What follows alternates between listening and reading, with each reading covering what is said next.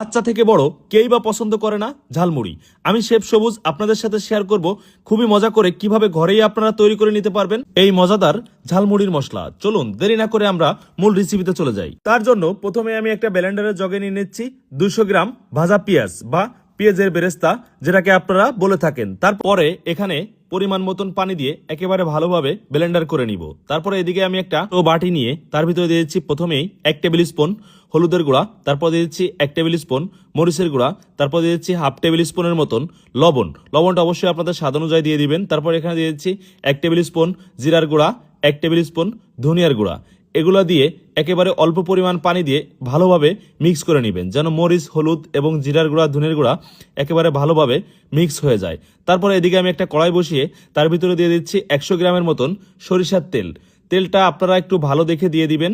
এখানে আমি দিয়ে দিচ্ছি 4-5টা এলাচ। এলাচটা একটু ভাজা ভাজা হয়ে আসলে তার ভিতরে ব্লেন্ডার করে রাখা পেঁয়াজগুলো দিয়ে দিচ্ছি। তারপর এখানে দিয়ে দিচ্ছি আদা রসুন বাটা। এখানে আমি 3 টেবিল স্পুন পরিমাণ আদা রসুন বাটা দিয়ে দিচ্ছি। আপনারা একটু বেশি কম করে নিতে পারেন, সমস্যা নাই। তারপরে মশলাটাকে একটু ভালোভাবে কষিয়ে নিতে হবে যতক্ষণ পর্যন্ত আদা রসুনের কাঁচা ফ্লেভারটা না চলে যায়। যেহেতু ভাজা পেঁয়াজ, তাই পেঁয়াজের কোনো গন্ধ নেই। এদিকে আমি মশলাটা যে রেডি করে রেখেছিলাম সেগুলো আমি এই মশলার ভিতরে দিয়ে দিচ্ছি। দিয়ে একেবারে 7 থেকে 8 মিনিটের মতন ভালোভাবে কষিয়ে নিতে হবে এই মশলাটা। এখানে দিয়ে দিচ্ছি চটপটি মশলা। আপনারা এটা বাজারে কিনতে পাবেন, আমি হাতে বানায় নিয়েছি। এই মশলাটা দিয়ে আরও কিছুক্ষণ সময় নিয়ে ভালোভাবে এটাকে কষিয়ে নিতে হবে যতক্ষণ পর্যন্ত মশলার সুন্দর একটা ফ্লেভার না চলে আসে আর কালারটা এরকম না হয়ে যায়। আপনারা এরকম কালার আসা পর্যন্ত ভালোভাবে এটাকে কষিয়ে নেবেন বা জাল করে নেবেন। দেখুন আমার মশলাটা কি অসাধারণ একটা কালার চলে এসেছে। এটা দিয়ে একবার মুড়ি মাখায় খাইলে বিশ্বাস করেন ভাই আপনি ভুলতে পারবেন না এটার স্বাদ। একবার হলেও বাসায় ট্রাই করে দেখবেন। তারপর আমার মশলাটা পুরোপুরি কমপ্লিট হয়ে গিয়েছে। এই মশলাটাকে আমি একটা বাটির ভিতরে ঢেলে নিচ্ছি।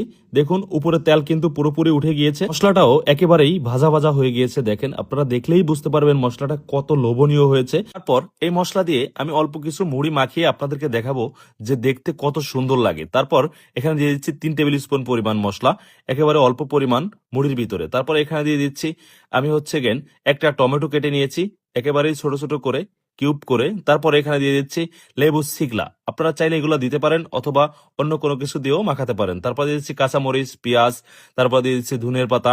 ধনিয়ার পাতার কাঁচা ফ্লেভারটা আসলে ঝালমুড়ির ভিতরে অসাধারণ একটা টেস্ট লাগে। তারপর এখানে দিয়ে দিচ্ছি স্বাদের ভারসাম্য ধরে রাখার জন্য একেবারেই অল্প পরিমাণ লেবু। তারপর এখানে দিয়ে দিচ্ছি চানাচুর। চানাচুর দিয়ে আমি একেবারে আস্তে আস্তে এই সবগুলো উপকরণ ভালোভাবে মিক্স করে নিব। আপনারা চাইলে একটু বড় বলের ভিতরে নিয়েও মিক্স করে নিতে পারেন। দেখুন আমার মুড়িটা পুরোপুরি মিক্স করা হয়ে গিয়েছে আর কি সুন্দর একটা কালার চলে এসেছে। এরপরে আমি একটা কাগজের